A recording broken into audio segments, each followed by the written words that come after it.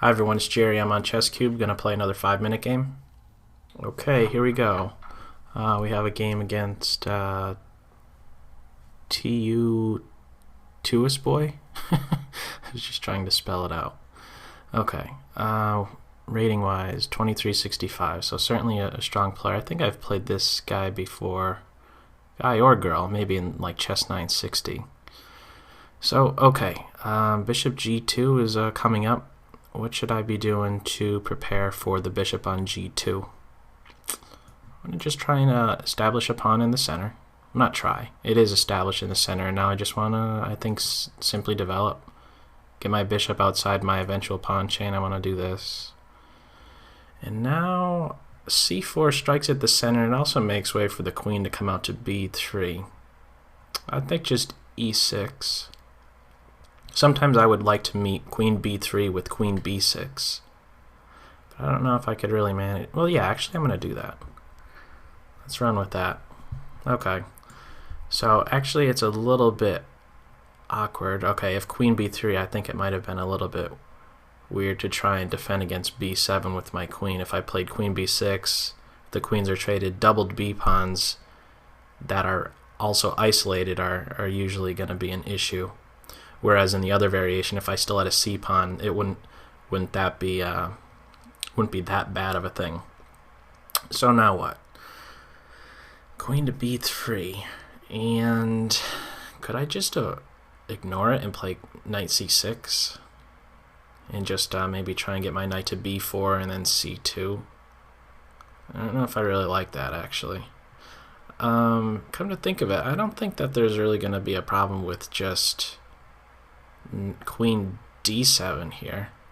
Sometimes that would be something I'd be a bit afraid of if the light square bishop, if white's light square bishop could, let's say, play to that b5 square, but we're not going to have that happening. So just something to certainly watch out for in the event white didn't go for a fianchetto type of development for the light square bishop. And now just, I guess, get this guy involved.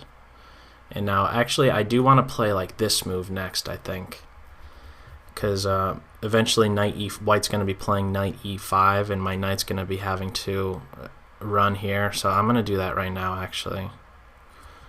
And if knight takes, I just recapture my bishop, and I think I've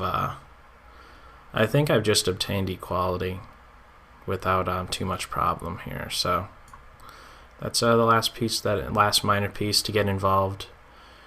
This is one of the more dry type of openings here, and the reason why I'm assigning the word dry is because of the pawn structure. There's not too much difference between both sides, the pawn structure, and now I'm going to bring this rook over to the only open file, so that seems like it makes sense. It's in the open file. I don't know if there's too much of a difference between which rook gets played to that open file. Maybe I'm seeing, this pawn would need some support. And my rook that was on the f file, I don't think that it was really needed there. So my queen is hit. I got to do something about that. And now I think I just take a couple times on c3 and then bring my other rook over. Yep. Okay. We're just going to go with that. And I think I'll be able to actually gain control. Okay, wow, this is a serious... it's a very serious move right there. Okay, that is a backward pawn. Now how can I target it? My first thought is just rook c4. Rook c4. Just to prevent that pawn from even advancing. I'm going to go with it. Alright, is there maybe, I wonder, a thought of g5? That's a little bit crazy, isn't it? g5 with f6 to come next? No. I think that's a bit too far-fetched, so I'm going to abandon that plan. I think white has to play e3 now. Okay, there it is, e3, just to chase my rook away. But now that now the bishop's trapped. See, that's a problem, isn't it? That's going to be a problem for white. But actually, the other problem I'm going to be experiencing is time. Okay, so, ooh, I did not consider that particular move. Okay. Alright, so let's actually hit this guy first. And do what next? Okay, could I actually What could I do here? Take on e5? No, I'm not liking that. Okay, now my rook is being attacked, and I better do something about that. Recapturing with my pawn. So this kind of backfired on me. Well, it definitely did backfire on me. I did not calculate deep enough there. Okay. F6 is just like pretty much a weakness now, so what do I do? Let's back up. I got a minute left to figure something out. Let's keep my bishop here. I would like to get my bishop to c4, but bishop f1 is coming like right now. I have to play rook. Ooh, I'm going to be losing an exchange. Wonderful. Okay, let's deal with that. Let's try and take advantage of white's light squares now. That's my big plan at this point. Okay, let's maybe I can get my queen in here. You see, ooh, actually I should have just maybe played my bishop to. Now that wouldn't be good because of the pinned nature of my pieces here. My bishop would be just taken.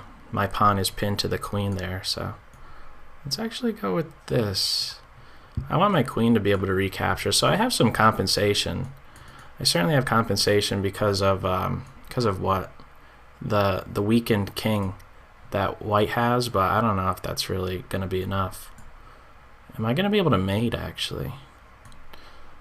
Okay, let's try this. If that rook moves, it's going to be mate. We won't be seeing that. Now, what should I do with my light square bishop? Should I be able to... Could I get it somewhere else? I have 36 seconds. That's not looking too great. Ooh, that's just a serious... Yeah, that's a blunder. Was I really threatening something very bad there? I'm just going to win this endgame. Okay. And that's going to be it. Wow. What is white doing? Okay, this wasn't the greatest game here, and this is just going to be turning out to be mate. That's it. Okay, I'm not sure how instructive that game was. Let me just actually go back. Where could I have maybe done better here? It was certainly a poor idea for me to, and I'm not sure how well you're able to even see it on the screen right now because the board does shrink down after the game has been completed. However, let's take a look at why maybe I went for, no, I didn't mean to do that. Let me back up. Why did I go for this f6 advance? Did I really think that I was going to be able to trap that bishop? That was a serious problem. Okay, actually, maybe here's a reason how I could maybe correct myself in a future game. Knowing that the white queen has pressure on my rook means that my pawn that's on d5 is restrained in a particular way. It can only capture in the direction of the c4 square. So I should have maybe been considering that white could at some point play this e4 advance, and I don't have the option of capturing d takes e. So recognizing the pressure that's on my rook maybe should have made me a bit more aware that the possibilities white has with this e4 is, it could very well show itself. And so actually backing up at this point right here, this idea of rook c4 could have actually been met with just e4 right away. And maybe that's something that white could have done to even improved their own game. But that's at least one thing I think to maybe take away from this game for myself, and hopefully for yourself as well. So that's all for this video. As always, hope you got something out of it. Take care. Bye.